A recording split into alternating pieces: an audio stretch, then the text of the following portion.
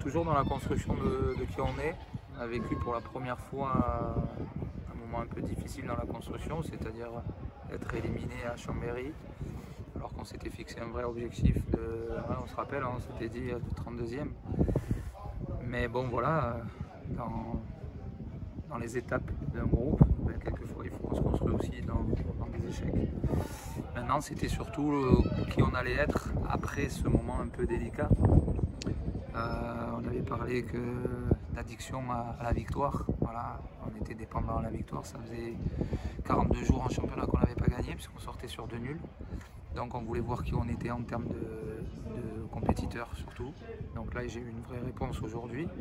Et surtout aussi commencer à voir les prémices de qui on veut être en tant qu'identité de jeu. Donc aujourd'hui c'est les premiers prémices. On voit vraiment une évolution. Je pense aussi la qualité du terrain a aidé, c'est que c'est la première fois depuis le début de la saison qu'on a un terrain de cette qualité. Et puis voilà, donc félicitations surtout aux joueurs d'avoir répondu. On avait fait un vrai choix de 5 joueurs sur le banc parce qu'on avait quand même Raspantino qui revenait. Okay. Raspantino qui revenait de 5 semaines. Enzo Real qui avait très peu joué à Chambéry 4 semaines, on avait eu quelques pépins dans la semaine, donc on s'était dit qu'il fallait du monde. Goncalves qui avait eu un pépin à Chambéry. Voilà, réponse du groupe. Donc on avait malgré tout la meilleure attaque à l'extérieur face à nous, parce que même si oui, si, avec Saumur c'est la meilleure attaque à l'extérieur, avec meilleur buteur de la poule, Ntamak. Donc on est arrivé à bien rentrer dans le match, voilà. Et puis après on a scoré, et puis on a trouvé des solutions aujourd'hui. Et puis surtout après, c'est le discours à la mi-temps, c'est que cette équipe-là avait vécu le 2-0 à Bourges, avait vécu le 2-0 à Saumur. Donc nous l'objectif c'est le clean sheet en deuxième. Si on restait à 2-0, ça nous allait. Donc il fallait surtout qu'on soit compact, presque un peu leur laisser le ballon et être capable de ne pas prendre. Si tu as vu, on a même à la fin à 3-0 fait un vrai travail qui peut nous construire dans des moments peut-être un peu plus loin dans le championnat, de mener au score 1-0 avec de l'émotionnel et de ne pas prendre de but, donc un 5-4-1, bloc compact. Voilà, on n'a pas pris, donc ça c'est bien, clean sheet. On reste la meilleure défense. Et voilà, j'ai pas les résultats un peu des concurrents, mais voilà, c'est une bonne journée pour nous en tout cas. Comme vous gagnez, vous restez dans l'eau. Voilà, mais il y avait des confrontations, donc peut-être que ça peut permettre d'avoir un premier petit écart. Donc voilà, on poursuit notre petit chemin, on sait qu'on aura des imperfections dans la période jusqu'au mois de mars. Nous, l'objectif c'est qu'au mois de mars on soit avec les meilleurs. Pour l'instant on en fait partie, voilà, donc on est dans les objectifs. Raspentino a marqué 2 buts, qu'est-ce qui vous apporte globalement dans le groupe, dans la construction de ce que vous voulez faire cette saison? C'est une expérience quand même. Ouais, pour l'instant il nous amène surtout son ratio. Même si ce soir il a 50%, il en a 4, c'est ça d'occasion, avec le lob. Mais il nous amène surtout ça, c'est renard des surfaces, être capable d'avoir le bon geste. C'est quelqu'un de très adroit qui a connu le haut niveau.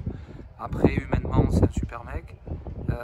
Et puis il nous apporte sa rage de vaincre. On a des anciens, on a lui, on a le capitaine, on a Enzo, on a Pompon. C'est des mecs, c'est la rage de vaincre.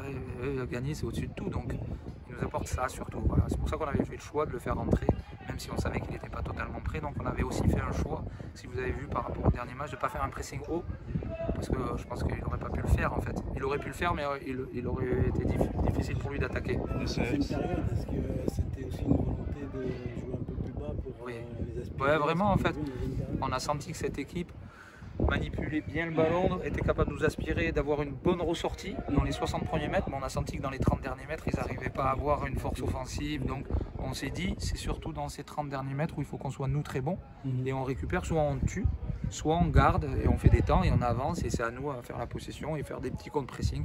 Aujourd'hui on a changé un peu sans ballon qui on a été, mais ça nous montre qu'on est efficace, mais aussi parce que on avait dit, voilà, on a pris 3 buts depuis le début de la saison, 3 buts ici. Ici parce que quelquefois on s'ouvre et on a un écart de bloc.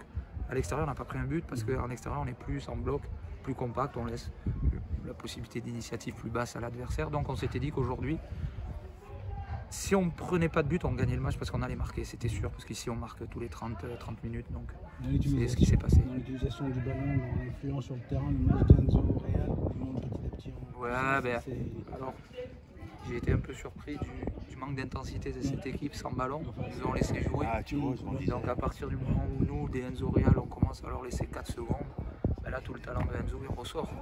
Pour moi, Enzo il peut être en difficulté si on sort fort sur lui et il a peu de temps pour décider.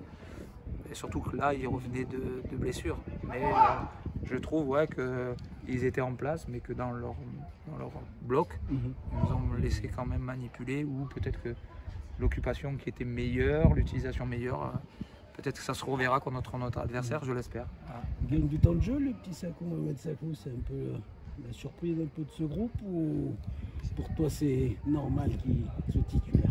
Ben, si tu veux, moi j'ai dit à mes joueurs, il n'y a pas de statut, hein. Donc à partir du moment où on sent qu'un joueur il nous apporte des choses qu'on n'a pas, donc c'est un faux pied à gauche, donc il nous permet une diversité de jeux à l'intérieur, de passes. Il est performant, à l'entraînement il est très performant, il est très efficace, donc nous il apparaît, quoi, voilà. Alors c'est vrai, Alexis Goncalves n'était pas de départ, il en a peut-être profité, mais ça ne veut pas dire que si Alexis, il avait eu le choc à Chambéry, donc une grosse contusion, il ne s'est pas entraîné la semaine, donc il était OP pour pouvoir jouer 20 minutes.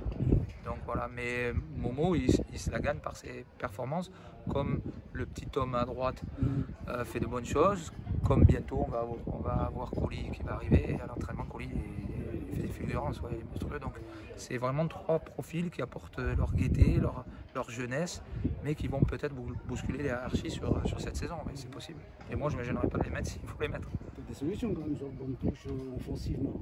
Ouais, non, franchement, le groupe, on est satisfait du groupe, de comment il vit, voilà, toute la semaine. Tu vois, moi, j'attendais de voir un peu après un échec. Ils ont effacé, on passe à autre chose. Objectif championnat. Non, on a un groupe qui vit. Maintenant, on n'est plus ici, on est délocalisé à Parcieux. Et donc, ils peuvent passer plus de temps ensemble. Voilà, ils partent longtemps dans l'entraînement. Donc, non, pour l'instant, les feux sont ouverts dans beaucoup de constructions. Voilà. Donc, maintenant, on reste serein parce que tout va vite en football, hein. Mon expérience me le fait, mais voilà, du calme, de la sérénité, et puis petit bonhomme de chemin, voilà, et puis on verra la suite. Ça marche.